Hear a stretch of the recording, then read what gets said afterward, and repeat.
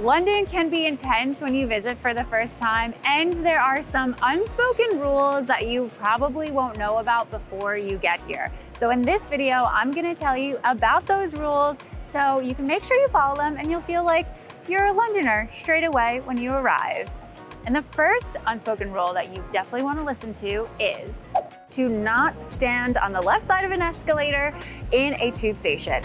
She's nailed it. And that is because the system is set up for people who want to walk down on the left side, and if you want to stand, you stand on the right side. I can guarantee you, if you do stand on the left side of the escalator, you'll have some Londoners coming up right behind you very fast, asking you to get out of the way in a somewhat passive-aggressive term. We love efficiency here, so make sure if you're standing to stand on the right side of the escalator. Being efficient is very important for us Londoners, but it does not end with the tube. We also walk very fast everywhere we're going.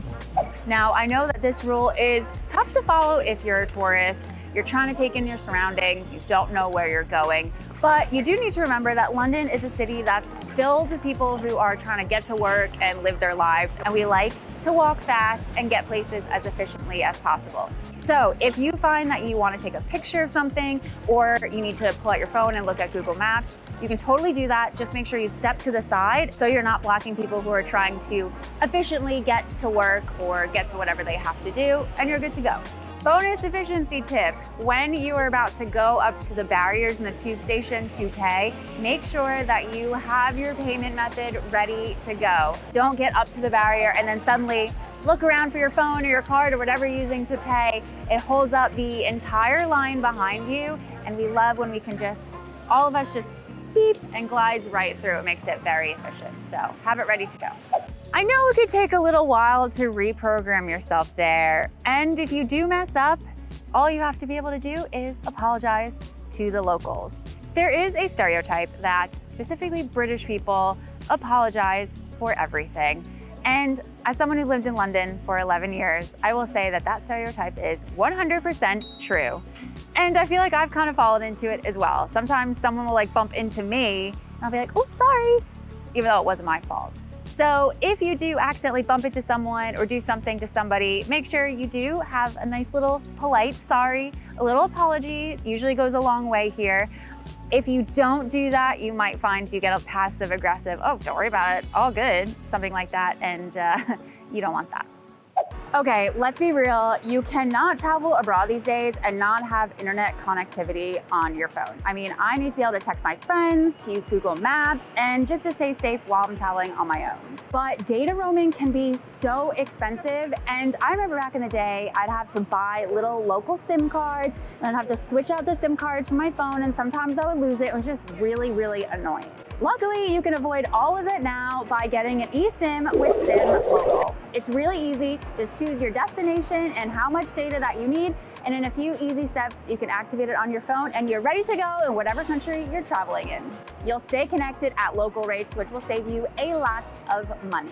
SIM Local is highly rated with almost 5 stars across TripAdvisor and Google, and they have a 60-day return policy, so you have nothing to worry about. You can get 10% off your SIM Local order with the discount code we have down in the description box. Plus, it helps support everything we do here on Love It London. So go grab that, and let's get back to the video. People love to queue in the UK, which means to line up in an orderly fashion, and we really, really stick to it. So if you've gone someplace and you see that people are queuing up, make sure you do not jump the line or try to squeeze in and you get to the end of it. Otherwise, you'll have some pretty angry people telling you to scram, get to the back of the line. If you're not sure if you actually have to be in the queue, just ask somebody in the line. They'll be able to tell you why they're queuing up and if you need to or not, and then you can just go around if you don't need to. But ask, don't just assume. There is one exception to this rule, and that is at the pub. We do not line up single file when we go to order drinks at the bar at the pub. However, we all kind of just congregate along the bar as we can, and we do keep track of who got there first so we can all order in the correct order. So if the bartender comes to you first but the person next to you was there first, you can be like, oh, they were next. Or I've been known to be like, excuse me, I was here first and I would like 2 pints, thank you very much. Speaking of ordering drinks, When you're out drinking with Londoners, you should expect people to be buying drinks in rounds, including yourself. We do this because it saves everyone having to go up and queue at the bar every time that they want another drink. So you buy drinks for everybody at the table, then the next time somebody else buys a round, you get the gist of it. Just make sure you're not that person that ends up leaving or stops drinking when it's time for them to buy their round, because that is a big no-no. And we're not doing the whole like, can you Venmo me the money kind of thing. We don't do that. You just make sure you get it, or if you really have to leave, next time you go drinking together, you get the round. It's a really good excuse to have to go out to drink again, like the next day or something. And another thing I see tourists getting wrong when they're in a pub in London is buying bottled water. We have safe to drink tap water here in London, and what most Londoners will do instead of having 5 plastic bottles and spend money on it is to just carry around a reusable water bottle. And that's because you could go into basically any bar or cafe and ask them to fill up your water bottle with tap water for free, and most places are going to be completely fine to do that.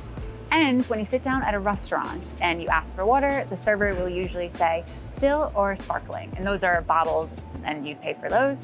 But instead you can say, actually, tap water is fine, and we'll give you free tap water, no problem. And when you pay, be sure to use your contactless method on your card or mobile pay. We have become a very card-centric city here. Basically, nobody uses cash anymore.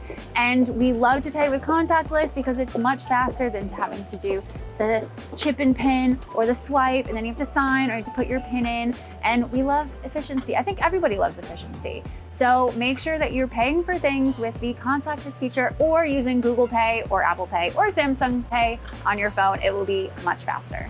And before you say, I don't want to use my card because I get charged foreign transaction fees and it's get add up. This is 2024. Nobody should be traveling abroad with cards that charge you international currency conversion fees. If you need a suggestion for a card that's not going to do that, we have a whole article that has lots of options, especially for you Americans, and that will be linked down in the description box of the video. Now, this last tip is really important, but it's one that a lot of tourists don't realize. If you come from a country where people are used to being in each other's spaces and being open and chatty, you will probably find when you come to London that there's an unspoken rule here that we're kind of the opposite. Londoners tend to keep to themselves, and we also like to have our own space if possible. We are in a major city, so not always. One of the places we see this the most is on the tube. You will probably notice that people do not talk to each other on the tube, and we actually even have a little joke here in London that if you accidentally make eye contact with someone on the tube, it's like the most awkward thing in the world. So don't expect anyone to be open to striking up a friendly conversation with you while on the tube. However, if you do need help with something, people are generally very willing to help you. So don't be afraid to ask if you're trying to figure out where you're going. What is something that you're worried about messing up when you come to London? Let us know down in the comments. And if you want to know the things that tourists always end up overpaying for, then you should watch the video that's popping up right next to me. Go ahead, click it. Go watch it.